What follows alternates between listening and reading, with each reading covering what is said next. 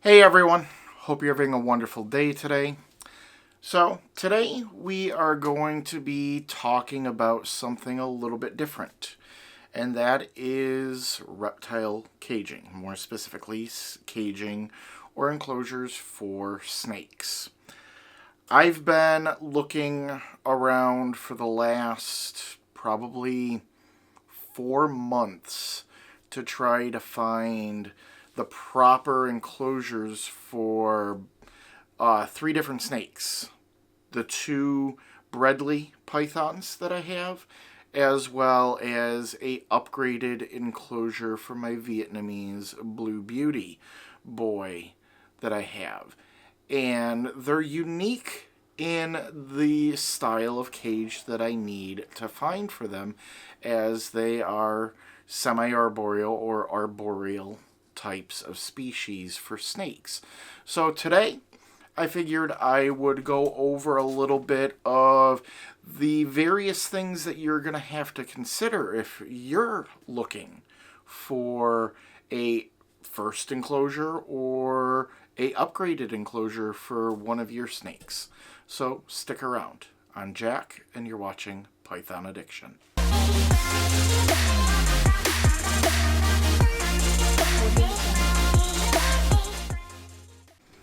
Hey everyone, thanks for joining today.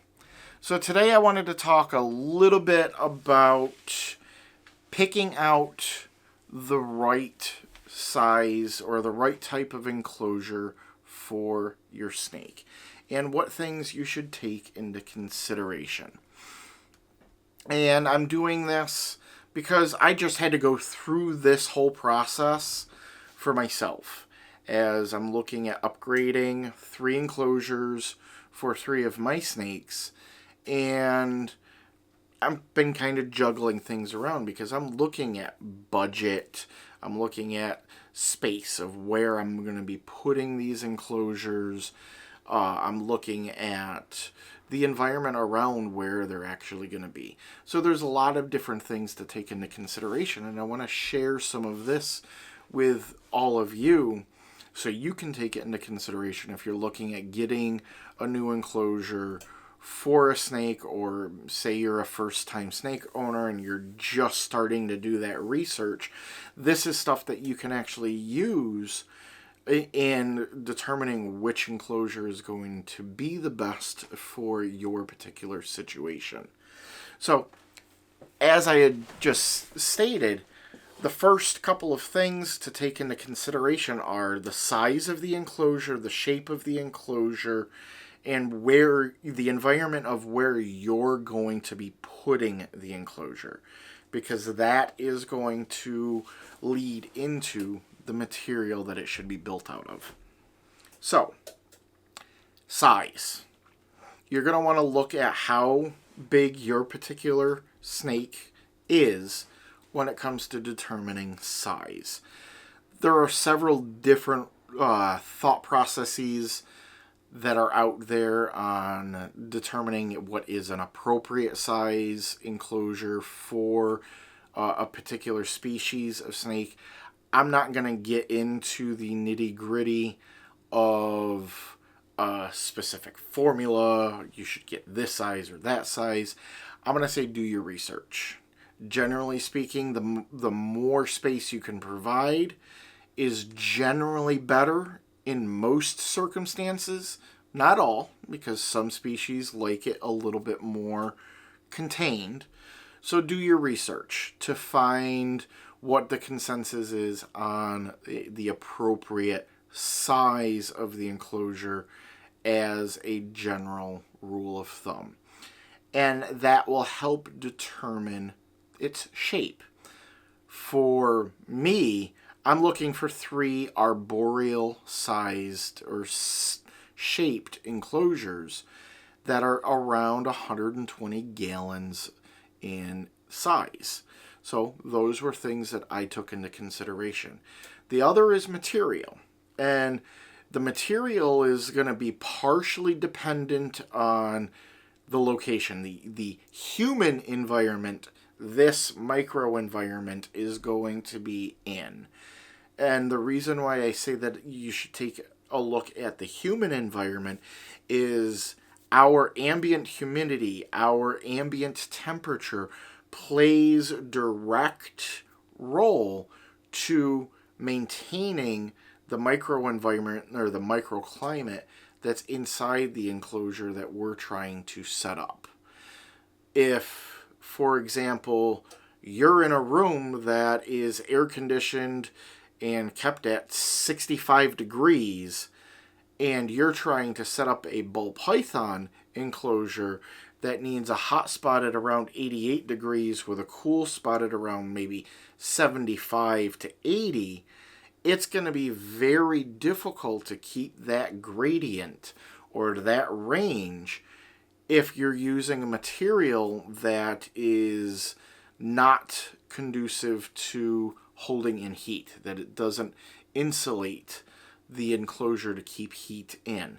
It's not going to be a very good process for keeping humidity at the proper levels if you're dealing with an exterior environment, the human environment, being cooler than the environment that you're trying to actually heat up, because that means that the heat source that you choose to heat the enclosure with is going to be working at overtime to fight that difference.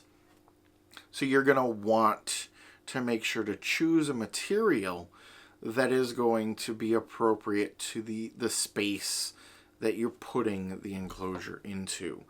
For me, I'm looking at PVC as the material of choice, as for me, it's these three enclosures that I'm looking at getting are going to be going into my main living room space for a larger setup. And I keep that at around 72, 73 degrees pretty much year round. During the summertime, it does get a tiny bit warmer, which is perfectly fine. But PVC in general is a insulator. So when I set up the microenvironment, my environmental temperatures aren't going to be directly influencing the microenvironment that I'm creating within each of these enclosures. However, each of the species that I'm keeping in these three enclosures is more moderate based for their environments, which is why I'm keeping them out there, because they can deal with high temperatures, 85, 86, 87, and slightly lower ambient temperatures. They can deal with 72, 73, 74, 75. They can deal with those fluctuations, and that's the type of thing that I'm taking into consideration. My living room area is perfect for that because I have a relative ambient area that's already established. So putting these enclosures into that room using the PVC material is going to be ideal versus bringing them into, say, the reptile room here, where my ambient temperature in this room is 80 degrees, in between 78 to 80. So it's a little bit on the warmer side. And that's not what I need for those particular snakes. So material is going to be a big factor, in also where you're placing your enclosure is also another factor to take into consideration. So we've gone over size, we've gone over shape, we've gone over the material aspects that you have to look at. Another things that you need to look at are the overall life support system of your enclosure that you're building. That includes lighting and heating, and if you have to do any type of misting system, making sure that you're choosing a material that's going to work with everything that you need to incorporate to keep the environment where it needs to be for your particular species of snake that you'd be keeping in there. Say you're looking for an enclosure for a corn snake. A corn snake doesn't need super high light source. They can use an LED without a problem to have, so you can put a little LED light strip into the enclosure. They don't need very high humidity, so you don't really need to worry too much if the top of the enclosure is metal graded, or if it's closed off. As long as there's proper overall airflow, you'd be perfectly fine. As far as the heating, you can generally use a small under the tank heat pad, as their environments are generally more ambient based environmental standards to begin with. Hot side in the mid 80s with a low side generally in the mid 70s, unless you're talking about brumation, which is a whole nother subject. But you're going to look at the species specific requirements that you're setting up when you're looking at your enclosure. So you're maintaining the proper life support system for that particular animal that's going to be in that enclosure. And you want it to be material that is appropriate to be maintain proper humidity. It's like if you need a high humidity environment, you're not going to want a enclosure that is made out of wood, unless you want to go through the whole process of sealing it properly, waterproofing it, and all of those other steps. Because high humidity and wood equals mush for the most part. The wood will absorb a lot of the humidity if it's not sealed, and can cause mold. It can warp on its own. Lots of other factors to take into consideration. But like I was saying with the environment and looking at materials and looking at the life support system, glass is not going to be a great choice for, like I was saying, a ball python, because you're not going to be able to keep the heating for that particular species proper if the environment that's around it is too cool. So these are things to take into consideration. The last thing to take into consideration, and most people don't look at this as one of the top priorities to really look at, and that is security. Making sure that the enclosure you are getting is secure for the species that you're going to be putting into it. And I say this with some personal experience. My Vietnamese Blue Beauty boy, Ruka, almost escaped from his newer enclosure that I put him into about 1.5 years ago, which is currently a Exoterra style glass enclosure that's about 30 inches tall, and it's like 16 by 16 or 18 by 18. I don't know the exact measurements, but it's a front opening enclosure that's about 30 inches tall. And he's finally starting to outgrow that, which is why I started looking for enclosures to begin with. But when I set up his enclosure, I didn't take into consideration just how, we'll call them headstrong, some snakes can be, and how easily they will try their hardest to explore outside of the environment that I have created for them. My boy Ruka went through, when I very first introduced him to his new enclosure, was able to start pushing out from the top portion of the glass door. Pushing the glass door out and just sliding out between the door opening. The latch for the enclosure that I would have him in was at the bottom. There was nothing preventing that pull out from the top. I mean, it takes some strength, but snakes are all muscle for the most part. I mean, they're tubular and they're muscular. They wrap around things. He pushed right out.